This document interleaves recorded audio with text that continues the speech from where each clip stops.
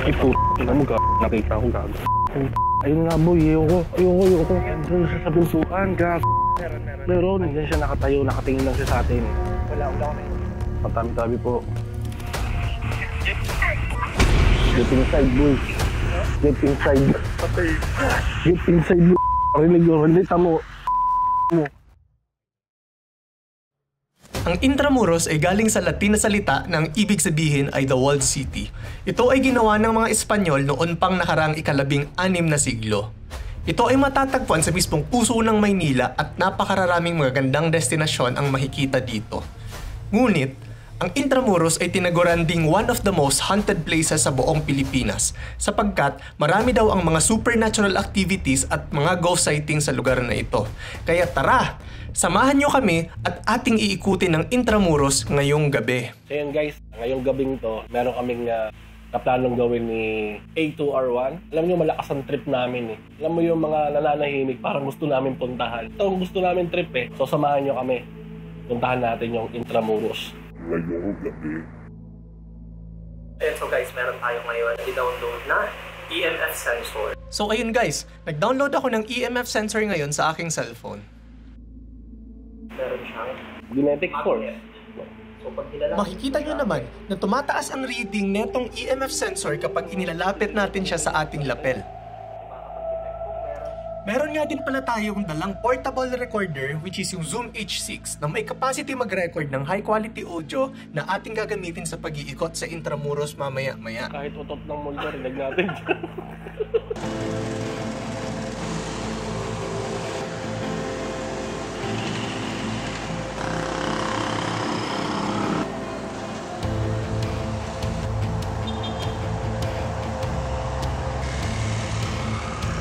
Ay, Kuya Mac. Nakabahan na ako.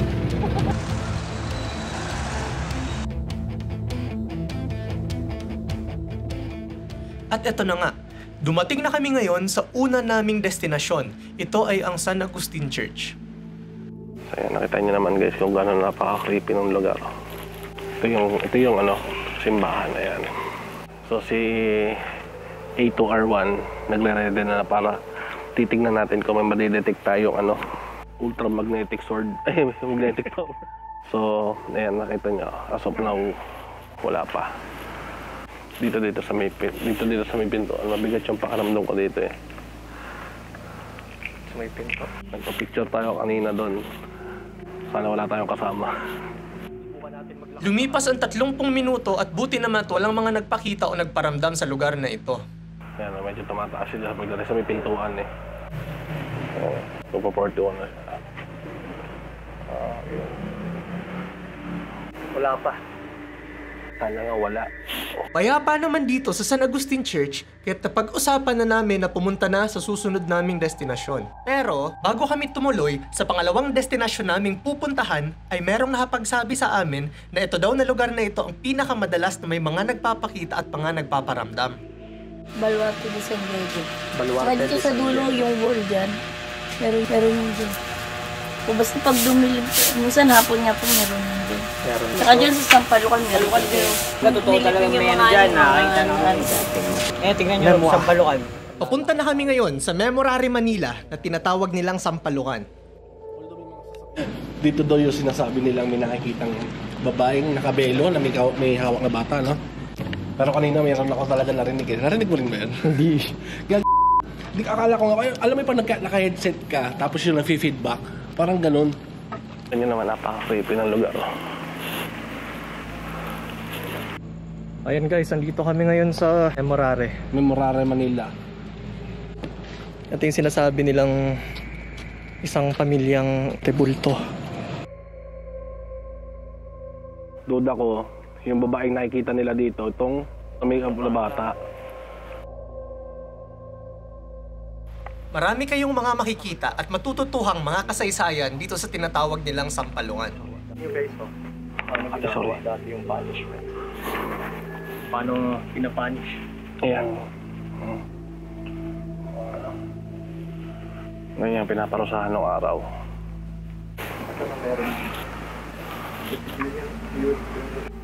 Ito guys, tignan nyo. Ito yung mga litrato ng panahon ng Kuya Mac ay gumagalaw sa likod. Irinig mo yung joke lang, baka yung puno lang. Yung nalaglag lang. Ay, mo dumaan dito. Oo. Namdala kita, ma? So ayan guys, so ito yung mga Parang mananako. So ito mga nag-evacuate na. Yan o. Yun yung panahon ng lola ko na kinukwento nga niya sa akin na lalaking bata, niyahagis doon ng hapon sa pataas. Sasaluhin ng baril nilang may kutsilyo. Ang tawag doon? Bayoneta. Ayun. Yun yung pangpapatay doon sa mga bata. Tapos yung mga kababaihan, ginagahasa daw. Ayan, yung picture na to. Yan, pataan. Ito yung picture ng Intramuros guys. No? Nung binomba sila ng Japanese noong December 29, 1941. Ayan. O, ayan yung Intramuros.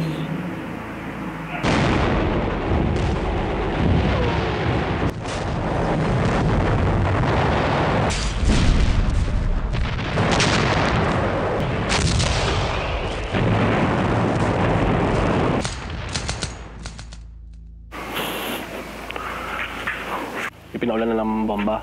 Aerial photo to eh. Aerial photo. Bombing nga. Si Manuel L. Quezon being inaugurated as President of the Commonwealth. November 1935, yan. Metropolitan Theater, ayan. Manila City Hall. Dew Boulevard, yan. Sa puntong ito, nagdesisyon muna kaming manatili upang pakiramdaman ang lugar na ito. Ilang minuto ang lumipas. Ito na nga ang pinakainaantay namin. Meron na ang naramdaman si Kuya Mac na pagbigat sa kanyang pakiramdam. Bigla ako nahilo. Guys, nililibang lang namin yung sarili namin na, pero honestly, pag nandito kayo sa mismong situation na to, iba yung vibes talaga. Real talk, hindi ako nagbibiro. Try mo na kaya At ngayon. dito na namin sinubukan kung may pagbabago nga ba sa electromagnetic field sa lugar na ito. Sa di inaasahan, laking gulat namin nang biglang tumaas ang reading ng electromagnetic field nung inilapit ko ang aking cellphone sa ribulto. Sabi ko sa'yo, walang magnet yan, ha? Rebulto yan, eh. Dito na kami ngayon kinabahan sa mga nangyayari. Ayan o guys, hindi yan nagbabago. Wala din yung namaskan. Walang edit-edit yan, walang putol-putol yan, uncut yan. So ayan guys, kung makikita nyo, hanggang ngayon, ilang minuto na kami andito nakaupo, hindi naman siya nagbabago eh. Ikot-ikutin, pindutin natin yung volume. Baka iniisip nila kasi dumidikit sa camera. Sige nga, idikit mo sa camera mo. Ayan, naka-on yung zoom natin. Bumaba nga. Bumaba pa nga eh. Sa pangalawang pagkakataon, muling sinubukan namin ilapit ang electromagnetic sensor upang makumpirma nga kung meron ngang kababalaghang mga nangyayari dito. Dito na namin nakumpirma na meron ngang mga bagay na hindi maipaliwanag na mga kaganapan dito. Hindi kami mga paranormal investigator, kaya't di na namin ginambala masyado yung sampalukan nga kung tawagin. So guys, totoo namang meron eh. Medyo kinabahan nga ako kanina eh. Sabi, itong taong ito hindi siya naniniwala. Nailang lang ako. Ibabalik ko sana yung kamay ko ulit doon para hindi ko na mailapit. Baka biglang may dumakma. Mamaya guys, hahanapin natin dito yung lugar kung saan. Sikat na picture. Yung mga street lamps na may mga katipunerong nakikita. At marami pang iba, mga nag-post ng pictures na mamaya puntahan natin. Tignan natin kung totoo sila. Yun. Good luck na lang sa amin. Wala, ginusto namin to. Sa kasamaang palad, di na kami nakapunta sa Baluarte de San Diego dahil hanggang 11 PM lang pala nila ino-open yon for public safety na rin. So ngayon, papunta kami dito sa tapunan daw ng mga patay noong panahon. Mamaya, papakita akong picture sa inyo. Pupuntahan namin yun sa may Bayleaf. Itignan namin, kukuha din yung mga litrato para ma-experience namin first hand kung anong meron dun sa lugar na yun.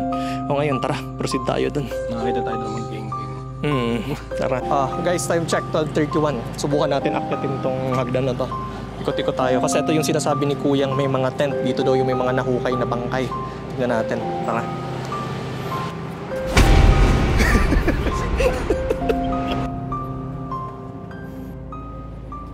Ayun guys, nandito kami ngayon sa taas tong di namin alam kung saan. Wall na to, no? Yeah. Sa may ECJ Building at Santa Lucia. Ang ganda, oh. Yun mo yung design. Ganda ng anino namin, oh. Tatlo na kami oh. Kulit ng ilaw ay na gumagalaw yung puno. Naglalag yung puno oh. Kita nyo ba? Yun yung galaw ng puno oh. Ayun ako naglalag. Actually guys, nakakatakot. Kung sa nakakatakot. Hindi na nakakatakot yung fact na, alam mo yun, ito yung battleground nung panahon. Ang daming namatay dito as in. Na-wipe out talaga to, di ba? Ang natira lang dito yung San Agustin Church. Napanood ko noon na parang doon yata tumambak lang yung mga patay. Patong-patong yung mga patay. Dito daw yun eh. Sabi ni Kuya, di ba, sa may mga tent. Ayan, nandito na kami ngayon guys. Ayan. Tara't samahan nyo kami sa huling lokasyon naming pupuntahan kung saan maraming mga estudyante ang nagsasabi na madalas daw ang mga ghost sightings dito. So yun guys, nandito kami sa may Mapua kung saan yung kumakalat na picture nasa may street light, may na-picture ang Katipunero.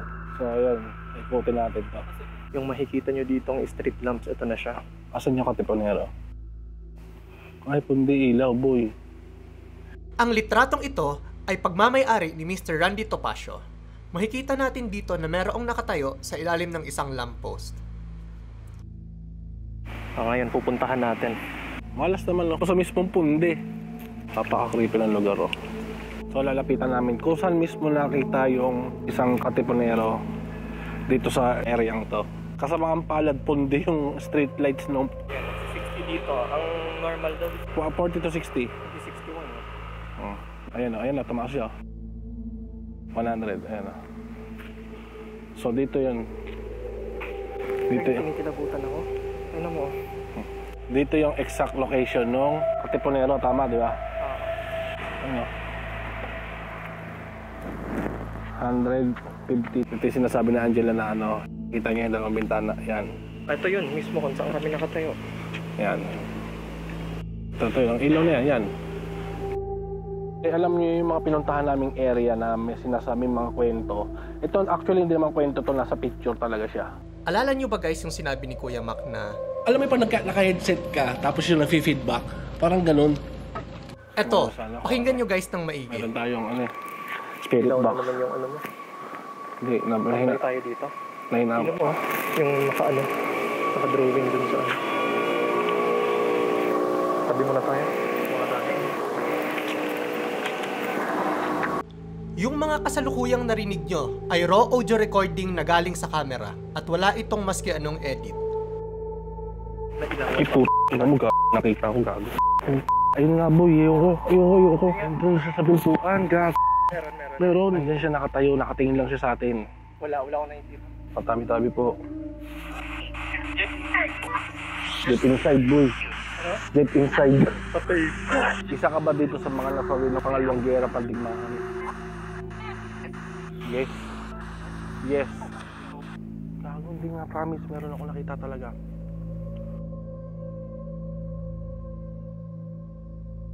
Pero ngayon lang, nung pagbaba ko sa motor, talagang kitang-kita na dalawang mata ko. As hindi lang isang beses nagpakita, dalawang beses. Todo ko ng ganyan na ilaw, talagang kita ko talaga siya. Nakatayo siyang gano'n, nakatingin siya sa amin. Siyempre, gusto ko na talaga ma-discover. Nilapitan namin, nandun naman siya sa may hagdan. Ewan ko kung nakita ni Angelo, wala daw siya nakita. Pero may nararamdaman siya sa akin, kinikilabutan daw siya. So talagang meron dito. Alam mo yung parang isa rin siya sa gustong humingi ng tulong. O hindi naman tayo paranormal para gawin yun. Ayun guys, recap lang sa mga napuntahan namin dito. Una, pumunta kami dito kay San Agustin Church. Pagkatapos, pumunta kami dun sa yung Memorare. Dito sa may mga tent, nagpunta rin kami doon. Wala naman. Kung saan daw nakuha yung mga itinatapon, mga bangkay. Tapos pumunta kami ng doon na sa may Mapua. Doon talaga ako kinabahan sa lahat eh. Dito yung mga pag-akyat natin kanina dito sa wall, wala pa eh. Alam mo, haunted siya kasi maraming namatay dito. Pero masasabi ko, napakaganda pa rin itong lugar na to. So itong ginagawa namin content na to, actually, meron o wala, okay lang. Saka yung ganda ng lugar. So lahat ng mapapanood nyo sa aming video na magkasama kami, yun yung makikita nyo talaga na hindi lang basta horror or ano. Saka hindi, may mga historical din eh. At mapagpupulutan nyo ng aral. Marami kami lulutuin ngayon kasi itong isa walang motor. Lulubos-lubusin na natin yung content ngayon kasi walang makaligot ngayon to. So ito ang kakaligotin namin ngayon. Alala nyo ba guys yung sinabi ni Kuya Mac na Kahit utot ng mundo, rinig natin.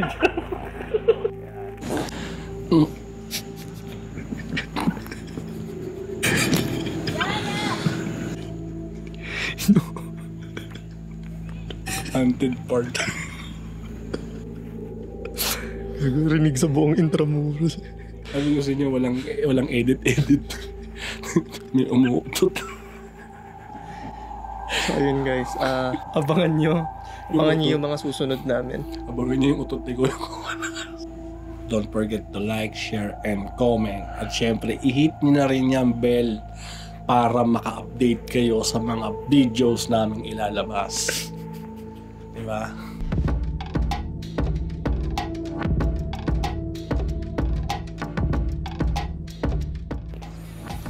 Wala ka reporter. Shoutout sa inyo.